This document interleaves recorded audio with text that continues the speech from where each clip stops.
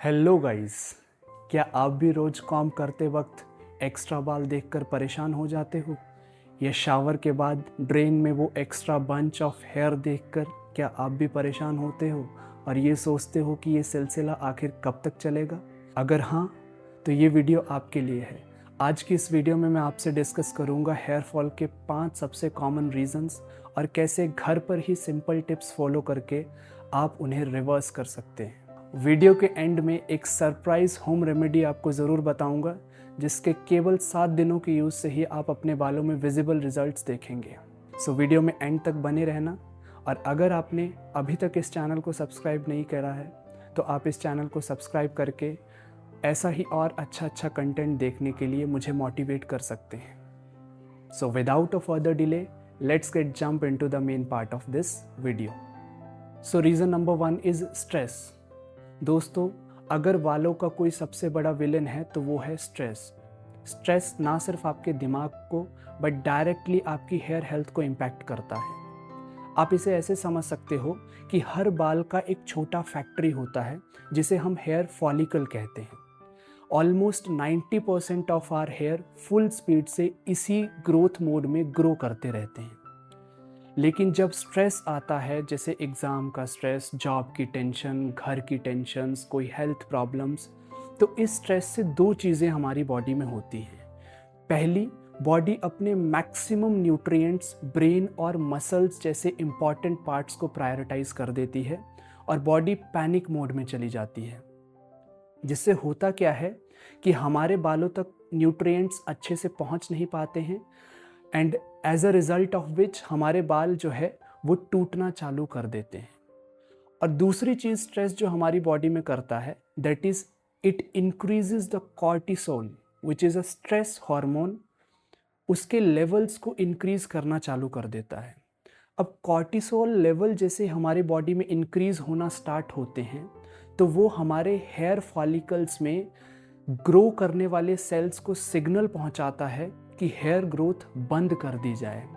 As a result of which 2-3 महीने बाद आप देखते हो कि बालों के गुच्छे निकल रहे हैं। जब आप कंघी कर रहे हो, स्टाइल कर रहे हो, तो कंघी पे बहुत सारे बाल आपको नज़र आते हैं। शावर ड्रेन्स में हर तरफ पिलो पे आपको अपने टूटते बाल दिखते हैं। So this is the main cause of hair fall these days. Reason number 2 is nutritional deficiencies. दोस्तों, हमारी आजकल की लाइफ में पिज़्ज़ा, बर्गर, पैकेज्ड फूड्स ज़्यादा इंक्लूड हो चुके हैं। देखो, इन जंक फूड में कोई एसेंशियल न्यूट्रिएंट्स, विटामिन्स, प्रोटीन्स वगैरह तो कुछ होता नहीं है। सेकेंडली, ये हमारा ना सिर्फ पेट खराब करते हैं बल्कि हमारे बालों को डायरेक्टली खोखला करने का काम करते हैं। एंड ऑल्सो इनमें हाई शुगर्स और बैड फैट्स की वजह से हमारी बॉडी में इन्फ्लेमेशन और इंक्रीज करता है, और ये बढ़ा हुआ इन्फ्लेमेशन हार्मोनल इम्बैलेंस क्रिएट करता है हमारी बॉडी में, जिससे बॉडी में कॉर्टिसोल लेवल्स इंक्रीज करना स्टार्ट कर देते हैं, और ये बढ़ा हुआ cortisol level ultimately hair fall का कारण बनता है। Third reason is poor lifestyle.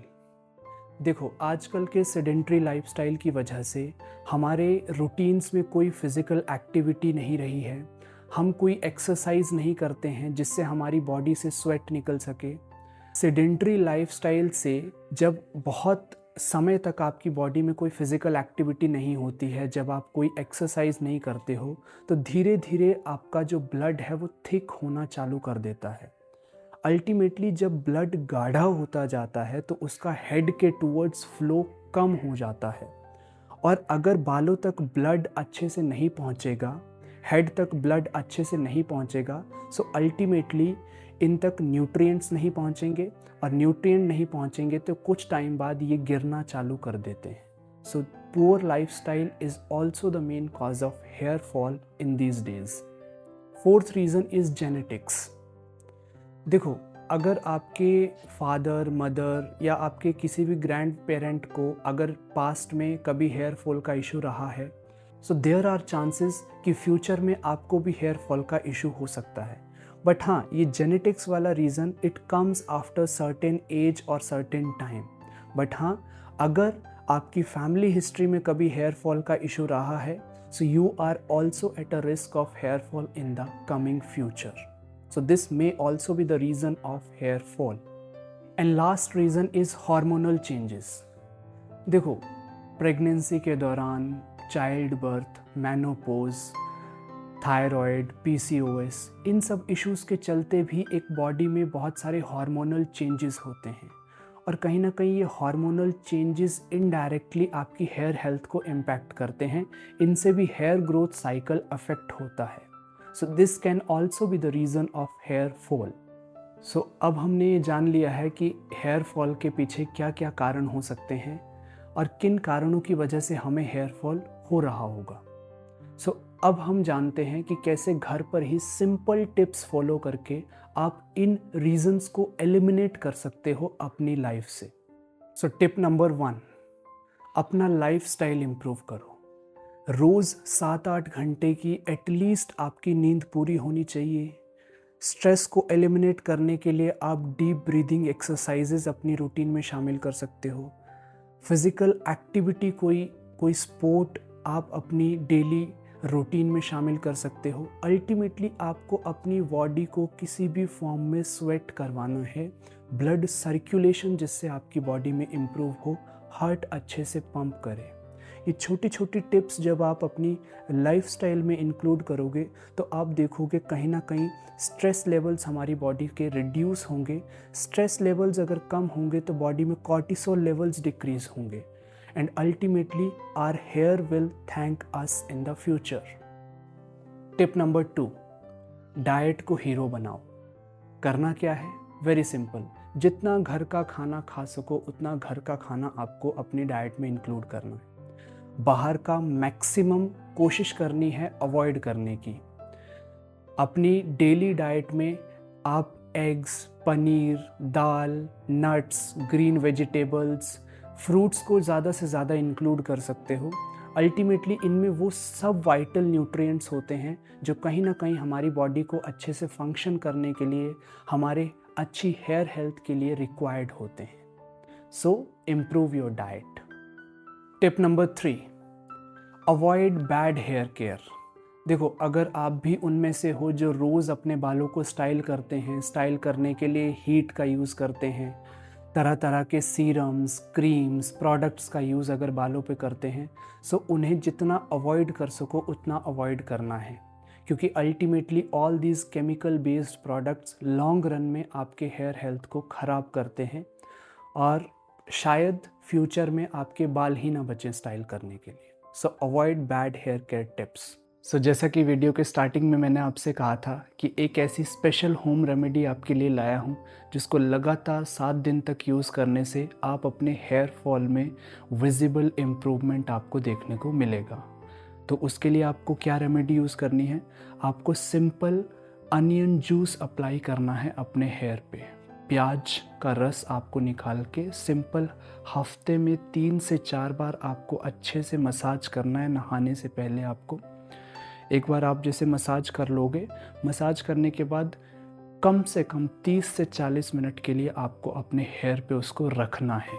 अगर आप ओवरनाइट लगा के सो सकते हो सो उससे बढ़िया और कोई ऑप्शन नहीं होगा. बट अगर आप प्याज की स्मेल बियर नहीं कर सकते हो, अगर आपको वो पसंद नहीं है, टॉलरेट नहीं होती है, तो उसके लिए आप नहाने से 30-40 मिनट पहले आप इसे अपने हेड पे अच्छे से मसाज करके उसके बाद देन एक बहुत ही माइल्ड शैम्पू से जो है वो आप इसे वॉश कर सकते हैं. इस रेमेडी का कोई साइड इफ़ेक्ट नहीं है, कोई भी इसे घर पे ट्राई कर सकता है.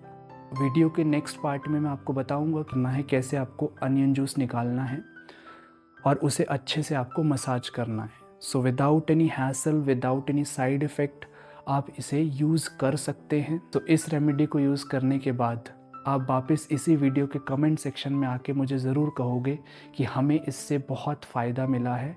आप देखोगे आपके बालों की क्वालिटी पहले से ज़्यादा इम्प्रूव होने लगी है, बाल और ज़्यादा थिक होने लग गए हैं, उनकी डेंसिटी इंक्रीज़ होना स्टार्ट हो गई है.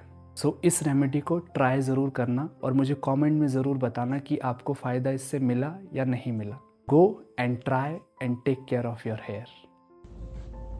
Okay guys, so onion juice बनाने के लिए बहुत ही सिंपल सा तरीका बताऊंगा। कोई आपको बहुत 2-4 प्याज लेके ब्लेंड नहीं करना है। एक सिंपल सा तरीका जो मैं फॉलो करता हूँ हर रोज़ बनाने के लिए। आपको क्या करना है, एक अनियन लेना है, इतना सफिशिएंट होगा आपके बालों की मसाज के लिए। स्ट्रेनर लेना है और एक आपको ग्रेटर लेना है। कोई मिक्सर ग्राइंडर की आपको ज़रूरत नहीं पड़ेगी। करना क्या है, सिंपल इसे ग्रेट करना है आपको एक अनियन को।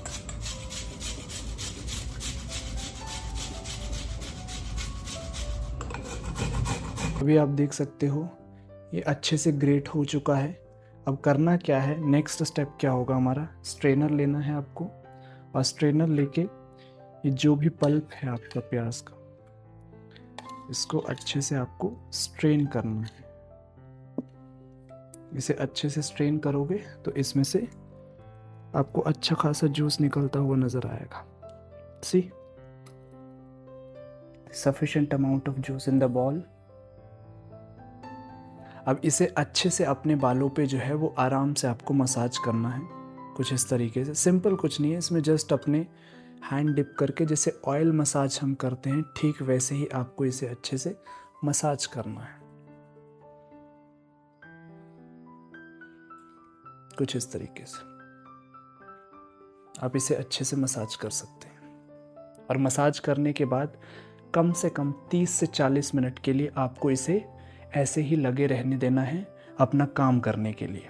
इसके बाद अपना डेली रेगुलर आप रूटीन कर सकते हैं सुबह इसे अप्लाई करने के बाद, और नहाते समय एक माइल्ड शैम्पू से जो है वो इसे वॉश कर सकते हैं। गाइस ट्रस्ट मी, ये रेमेडी इतनी इफ़ेक्टिव है कि इसको लगाने के केवल 7 दिन बाद ही आपको विजिबल रिजल्ट दिखेंगे। तो दोस्तों अब आप अच्छे से ये जान चुके होंगे कि हेयर फॉल के क्या क्या रीज़न्स होते हैं, कैसे हम अपनी डाइट और अपनी लाइफस्टाइल में छोटे छोटे चेंजेस करके इन सब रीज़न्स को एलिमिनेट कर सकते हैं। और हाँ, वीडियो में बताई गई अनियन जूस वाली होम रेमेडी को ट्राई करना ना भूलना।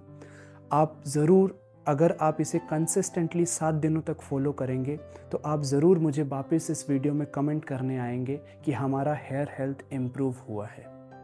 कमेंट में मुझे लिख के बताना कि आपके हेयर फॉल का रीज़न क्या है और आपने किन किन चेंजेस को अपनी लाइफस्टाइल में इंक्लूड करा है।